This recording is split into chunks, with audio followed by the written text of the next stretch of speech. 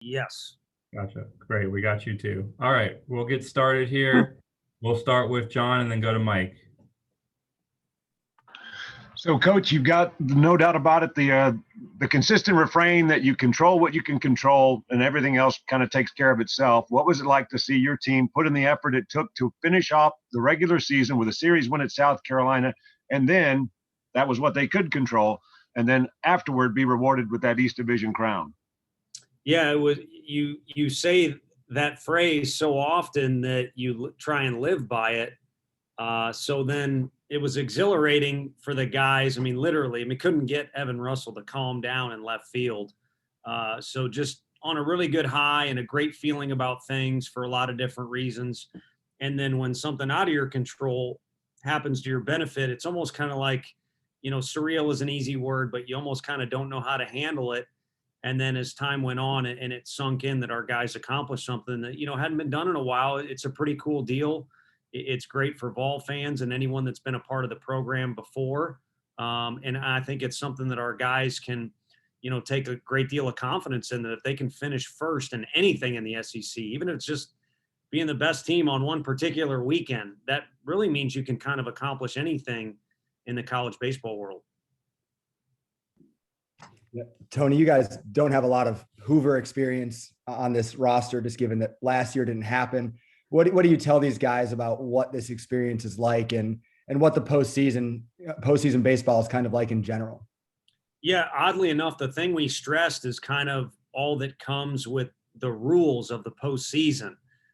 You no longer have the flexibility of going 2 minutes over your batting practice time or starting early or, getting 8 tickets when you have buddies coming in and things like that. So this tournament is a great precursor for what regionals can bring to you. And it's a lot of distractions. On a much, much, much grander stage with Super Bowl week, you hear all the time about those guys have the off week to get all the riffraff out of the way or whatever you want to, label it, and then focus on the game. And ultimately what we want for our guys is to continue to play well.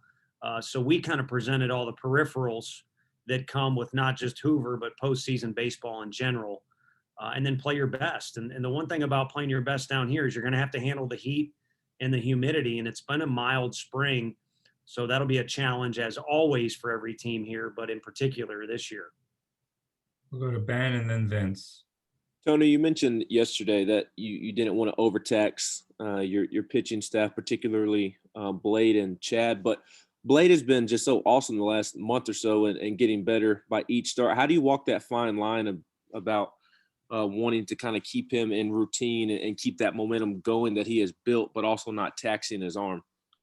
Sure. No, you want him to compete this week. There's no doubt about it. If you can stay in that mode that he's been in, and you'd like to label it perfectly or set it up where it's the same day he's always been throwing and the same amount of pitches and have a successful outing, but that's not the world we live in. Arguably the best outing of the year for him, he lost or took the L, in the Arkansas game. So it's not going to be pretty in the postseason. And again, that's something we talked about with our guys is be prepared to do things that are outside of the norm. And for him, he already knows he may come in relief in this tournament. Other guys know that as well. Relievers may start, starters may relieve. But the bottom line is we do want to keep him active without, as you said, overtaxing him. And I think it is a fine line, but when you're blessed with a kid like Blade who just wants to compete to a point where it's kind of scary sometimes for us that are around him, that line gets thicker. And there's a lot more room for error, I guess is the easier way to say it. If I could follow up real quick, I'm curious as to what the benefit would be to bringing Blade or Chad out of the bullpen. Is that to help prepare for regionals, or is that just simply to try and win any particular game at Hoover? Just to get him to pitch. I don't know if that's the politically correct thing or the right thing to say if the players hear that, but push comes to shove. Would like to see the guys that we're going to lean on the most in the regional get action in the tournament. But again, it's a tournament. So I don't know if it's tournament or tournament. I'm going to have to go to John Wilkerson after this, but St. Louis boy says tournament, and that means chaos will prevail at all times. So you roll with it, and you want to win as many games as you can. And we hope we're to the point where, we got to use a position player, Drew Gilbert, to pitch. Tony, with the uniqueness of the stadium in this SEC tournament, what are the traits of your team that you think could potentially be favorable in this kind of setting? I think the fact that, it's an offense that is pretty diverse. Their portfolio is as diverse as you'd want your stock portfolio to be. I mean, we've done things where we've socked the ball out of the park. We've played small ball. We've hustled. We've done, just kind of grind on the starter a little bit. We've done a variety of things to score, keep ourselves in games as it relates to the position players. And, Frank's guys are super reliable. And so on the offensive end of things, I think if the park is playing big like it normally does, we have ways to score or stay in the game. And then, again, in this setting, games can take on crazy twists. I think these kids have a way of kind of adapting to their environment on the offensive and defensive side. And then Frank's, you know what you're going to get. And if we get deep into that bullpen, or again, we're fortunate enough to play long enough where you got to start using some guys that aren't household names, they're going to be under his tutelage. They're going to be prepared. We'll go to Ryan next and then back to John. I want to ask you about Will Heflin. I'm kind of curious what your initial thoughts were on him when you got the job and you're meeting him and seeing him pitch for the first time, and where has he grown the most, maybe even specifically from that 2019 season to now? Right. Well, I hated him because he beat us when we came with Arkansas to Tennessee, and he actually hit a ball down the first baseline to beat us in the first game that we played against Tennessee. And then we won the next game. We only played two. We split. So I remembered him as a two-way guy and a guy who beat us. But, things change when you I don't know what it's like to be an MLB guy that gets traded. But when you're wearing the same color and the same logo, you find a way to kind of bond to one another. And with him, it's easy. He's a mature kid. He's easygoing outside of the uniform. Inside the uniform, like I said, because he's a two-way guy, we knew we were getting an athlete. He really honed into the pitching side of things, and he was crucial. I mean, we went out and got Crochet, but, left-handed pitching is so valuable to every program, and we knew he was going to be crucial for us, and that's why we used him in so many different ways. And I think the fact that Garrett alike, some of these guys had to go through tough times and were asked to do a ton of things outside of their routine. I think it made them stronger, and it made them more able to handle any circumstances thrown at them. And whatever the combination is, Will has developed into a phenomenal representative of the program, but also a guy you can trust, with any game. With your tournament experience, do you feel that there's ever I wouldn't say overconfidence, but the fact that you are going to open with a team that you've won at their place, took 2 out of 3, Tuscaloosa, as well as Columbia. And I'm just wondering, do you feel you have to remind anybody that don't think that just because you won 2, you're going to get the next one? Or do you love the fact that this team has done such a good job of just focusing on the day? No, I would like to think that theme will hold true. We'll keep our thumb on them, but at this point in the season, there's more players than coaches. They've got control of this thing, and they seem to roll with that theme of focusing on the day. But with Alabama, with South Carolina, I could bring up other teams too. I don't think they forget about the fact that it was one swing and the thing goes differently. I mean, Sean Hunley's out there composed and gets the last out at Alabama with both dugouts sweating like crazy. And then the exact same at South Carolina. So many other battles we had against other teams. And maybe there's some teams that got us too by an inch, not a mile. So I don't think these kids forget that stuff. And they realize too, in the postseason, you can throw it all out the window and just expect to get everybody's best punch. All right, we'll go back to Mike and then back to Ben. Yeah, Tony, with Jake, is he as quietly good as a player that you've coached? I mean, it just seems like he just kind of goes about his business, puts up his numbers, and doesn't really seem like he gets a lot of attention for it. Yeah, in the winter, I stopped by a facility and there was no coaching or, I said hi to Jake, but, there was a group of guys training at this hitting facility, and some of them were in our league. and there were some freakish athletes and hitters in this little hitting rotation.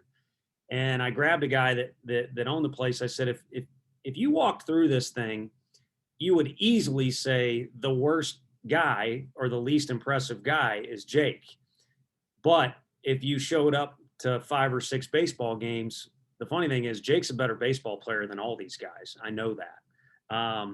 And I think that's truly the case. He's someone that usually when you have a team that's doing some things, you look at why. And there's usually guys like Liam is our leadoff hitter. That's a guy, he's a leader. And with Jake, he kind of represents what a lot of our guys are, is maybe not the sexiest thing on paper or your poster boy at this or that, but if you come and watch them play 5 or 6 games, you'll appreciate the things they do on and off the field, and you'll see the things that lead to success. So I think he kind of embodies that. And as a quick follow, if I can, your guys' power numbers have upticked kind of in the last month or so, particularly Luke. What do you think has led to some of the maybe more slugging that we've seen from them? Yeah, I mean, maybe a little less Italian craziness in the dugout, or whatever it is, the collar's loosened up a little bit, you know? So that's my way of saying I think they're kind of more settled into, you know, being who they are. I don't think guys are shining or hot or anything like that. I think guys were restricting their success a little bit individually early in the season, but now they've kind of loosened up and they're just playing ball. Maybe it's school being out, warm weather, a combination of things. I think a lot of times at Tennessee, since we got the job, no one felt like we had any room for error, because we can't fall back on, well, we hosted a regional last year, we did this, or we always kind of come around. We don't have any of that stuff to fall back on. So we've always felt like there's such a small room for error. And this year, maybe those players felt like that we got to break through. I mean, this is our one chance to do this. And while they were finding ways to win as a team, it was a lot of tension individually. And I think now it's like, hey, we won some games, so let's relax and play and just kind of find out how good we actually are. And so I think that's why you see some of those numbers. Credit to Ryan for this stat, but you all are one of 2 teams that had the same Friday, Saturday, Sunday, game 1 through game 3 starting rotation all throughout conference play this season. How significant is that, and how beneficial is it going into postseason play to have that kind of experience, I guess? Yeah. Who's the other team? Do you know? I think Ryan can chime in. I think he said A&M, and then Mississippi State was close. Y'all were actually Okay. the only one, actually. Oh, we'll see. Mississippi State was Okay. the closest. Y'all were.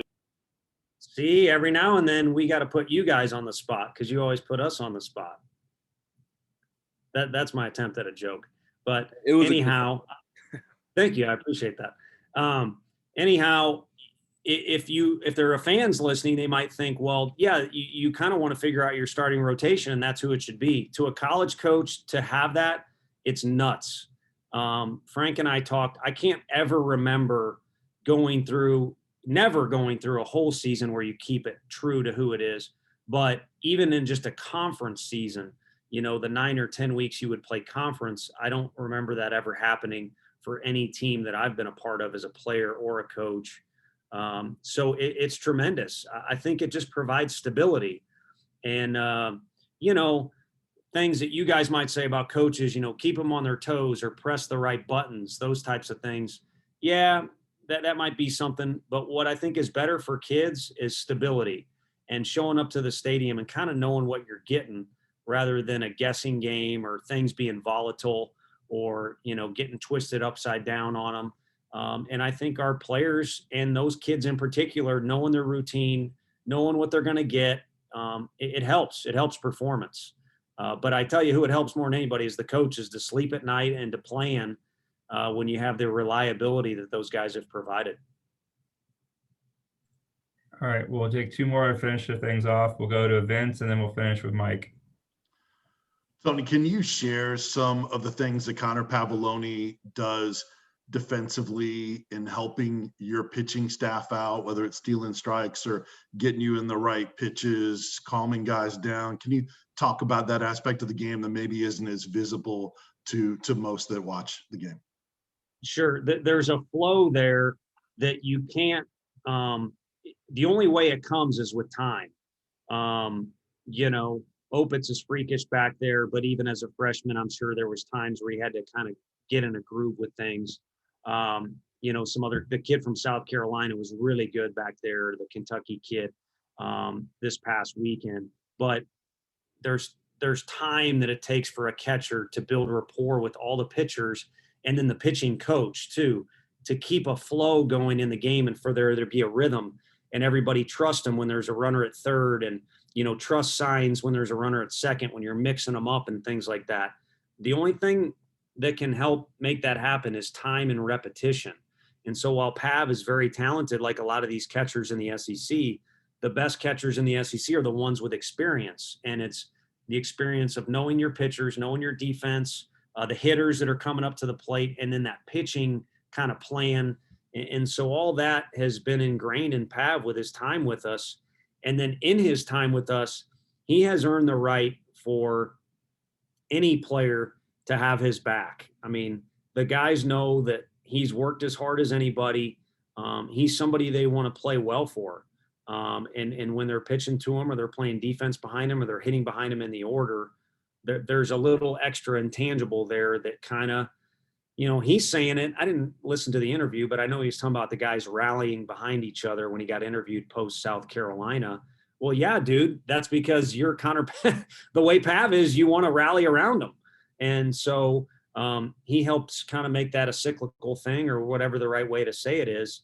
And so those are two things that really, really stand out. And there's more to list off too, but he really helps the flow of the game. And then when you show up to the park and you look to your right and you see Rucker, you want to win. And you look to your left and you see Pav, you want to do whatever it takes to win.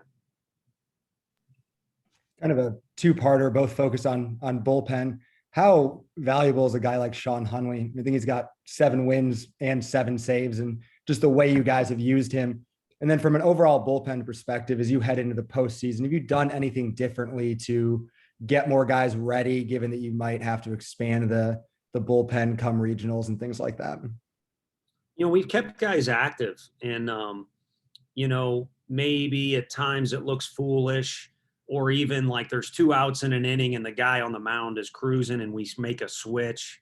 There's a little bit of playing the long game there. So we've kept guys active in practice and, you know, I think they've gotten everything they need because you can't replicate Sewell coming out of the pen and having to face one of the best hitters in the country with runners at second and third and the roof blowing off the stadium. I mean, you can't do anything in practice or anything in a non-SEC game that's going to make that realistic. So they've gotten what they need.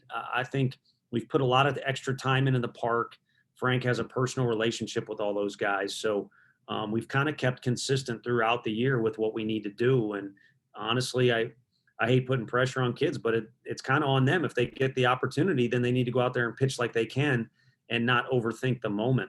But with Sean, I'm sure there's exceptions. I always kind of try and throw out other examples with other teams or programs. But, man, you think back to a lot of things like Coastal Carolina winning a World Series. They had a guy out of the pen. Forgive me, I don't know his name. And UCLA had a submarine guy named Bird.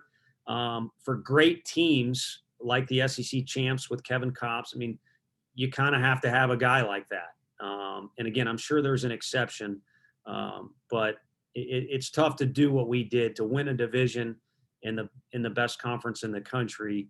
You kind of need a guy like that. So that's the easiest way for me to try and overstate how important it is to have Sean on the mound. And then I would always understate how fun it is to have Sean around just as a dude. He's a quirky fella. All right. Thanks, Coach. Thanks, everybody. Thank you. Thank you. Appreciate you.